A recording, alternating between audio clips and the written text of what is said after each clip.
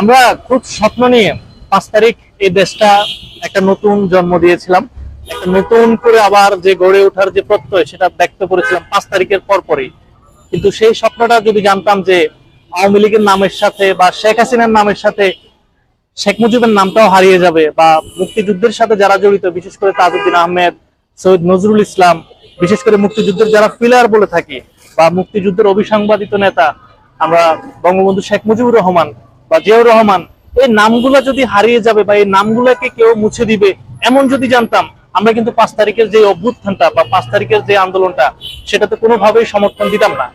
একেবারে সত্যি কথা, আওয়ামী লীগ আপনি মুছে দেন, সমস্যা নাই, শেখ হাসিনা আপনি মুছে দেন, হাসান মাহমুদ আপনি মুছে দেন, উবায়দুল কাদের আপনি চিরতরে মুছে দেন, কিন্তু আপনি যখন বঙ্গবন্ধু শেখ মুজিবুর রহমানকে নিয়ে কথা বলবেন বা স্বাধীনতার প্রশ্নে আপোষ করবেন, সেটা কিন্তু আমরা কখনোই মেনে নিব না। বা এই দেশের তরুণ প্রজন্ম না খেয়ে থাকবে, এই দেশের তরুণ প্রজন্ম কিছু করবে না বা কোনো তাদের কোনো চাহিদা নেই, কিন্তু এই সকল প্রশ্নে বিশেষ করে বাংলাদেশের প্রেক্ষাপটে মানুষের বেশ কয়েকটা সেন্সিটিভ জায়গা আছে। এর ভিতর অন্যতম হচ্ছে ধর্ম, আরেকটা হচ্ছে মানুষের চেতনা, যে চেতনাটা গত 17 বছর আওয়ামী লীগ ঢুকিয়ে দিয়ে গেছে, কিন্তু চেতনা ব্যবসাটা কিন্তু আওয়ামী লীগ করেছে।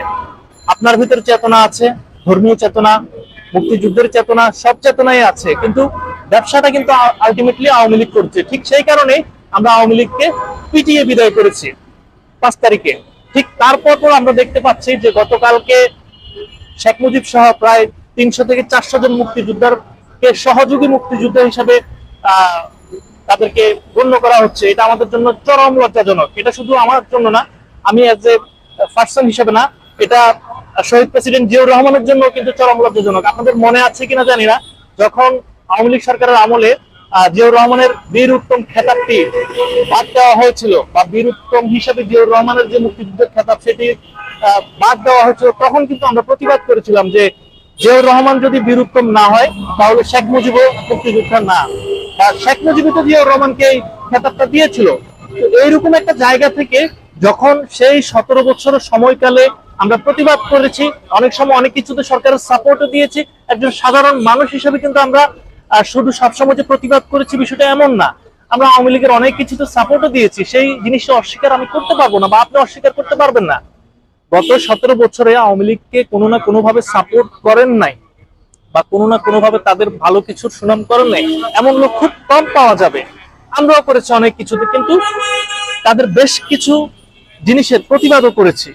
তার মধ্যে অন্যতম ছিল যে শহীদ প্রেসিডেন্ট জিয়াউর রহমানের নামের আগে যে পদবিটা বীর উত্তম, সেটি বাদ দেওয়ার প্রতিবাদ করেছি। ঠিক একই সময়ে যেখানে অন্তর্বর্তীকালীন সরকার দেশ চালাচ্ছে, ঠিক সেই সময় যদিও এই তথ্যটি ভুল পরবর্তীতে বলেছে, কিন্তু এই যে শেখ মুজিবের নামে যে একটা রিউমার ছড়াচ্ছে, বা এই যে 300 জন মুক্তিযোদ্ধাকে সহযোগী মুক্তিযোদ্ধা হিসেবে নাম যে ঘোষণা করা হয়েছে ইতিমধ্যে পত্রপত্রিকায় কিন্তু চলে আসছে, তো সেই জিনিস যে ভুয়া বা সেই জিনিস যে মিথ্যা, এটা কি মুক্তিযুদ্ধ বিষয়ক মন্ত্রণালয়ে যারা আছেন বা মুক্তিযুদ্ধ নিয়ে যারা কাজ করেন তারা কি একটা স্টেটমেন্ট দিতে পারতেন না? তাদের হাতে কি মোবাইল নেই? তাদের হাতে কি লাইভ ফাংশনটি নেই যে আমাকে মন্ত্রণালয়ে পরের দিন যেতে হবে, মন্ত্রণালয়ে গিয়ে চেয়ারে বসতে হবে, চেয়ারে বসে আমাকে এই ঘোষণাটা দিতে হবে?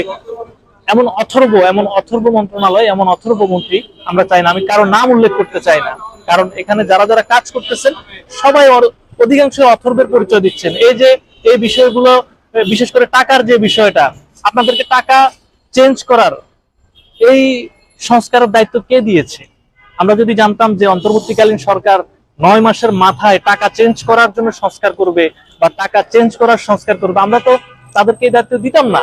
আমরা দিয়েছি কেন? যে একটা সুষ্ঠু সুন্দর নির্বাচনের জন্য, একটা সুন্দর পরিবেশের জন্য, মানুষের ভিতরে যে মবের যে একটা সংস্কৃতি, সেই সংস্কৃতি যাতে দূর হয়। 5 তারিখে যে মবের সংস্কৃতি ছিল, 5 তারিখের পরবর্তীতে যে মবের সংস্কৃতি ছিল, সেই সংস্কৃতি থেকে যাতে আমরা বেরো আসতে পারি, এই সকল কারণে আমরা অন্তর্বর্তীকালীন সরকারকে সাপোর্ট দিয়েছি, তাদের সম্মান করেছি। আমরা স্টিল নাও বলি যে ডক্টর ইউনূস এই যাবৎকালের যতজন দায়িত্ব নিয়েছেন তাদের ভিতর বেস্ট বেস্ট বেস্ট, কিন্তু এই বেস্ট বেস্ট বলাটা কতদিন থাকবে, বা যেদিন বলতে পারবো না সেদিন ডক্টর মোহাম্মদ ইউনূস মাইন্ড করবেন কিনা, সেটাও কিন্তু একটা প্রশ্ন।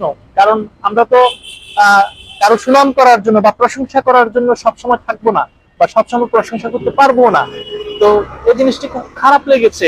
হয়তো এটা ভুয়া ছিল যে মুক্তিযোদ্ধাদের নামের লিস্ট বাদ দেওয়া, কিন্তু একটা দিন বাংলাদেশের সবগুলো গণমাধ্যমে এই জিনিসটা প্রচার হচ্ছে মুক্তিযুদ্ধ মন্ত্রণালয় বা মন্ত্রণালয় কেন্দ্রিক দায়িত্বে যারা আছেন তারা জানেন না, পরের দিন এসে তারা বললেন যে এই জিনিসটা পুরোটাই ভুয়া। তার মানে কি আপনারা মাঠে দেখতেছেন যে এটা টেস্ট করতেছেন যে এটা আসলে কতটা কার্যকর হয়, মানুষের রিয়েকশনটা কতটা হয়। এদেশের মানুষ বরাবরই তো বললাম যে ধর্মের যে রাজনীতি বা ধর্মীয় যে চেতনা এই জায়গা থেকেও হাত দিবেন না, মানুষের যে মূল্যবোধ এই জায়গা থেকেও হাত দিবেন না, মুক্তিযুদ্ধ বিষয়ক যে মূল্যবোধ গুলো এই জায়গা থেকেও হাত দিবেন না, কারণ এটা আমাদের প্রাণ, একাত্তর আমাদের প্রাণ। এই জিনিস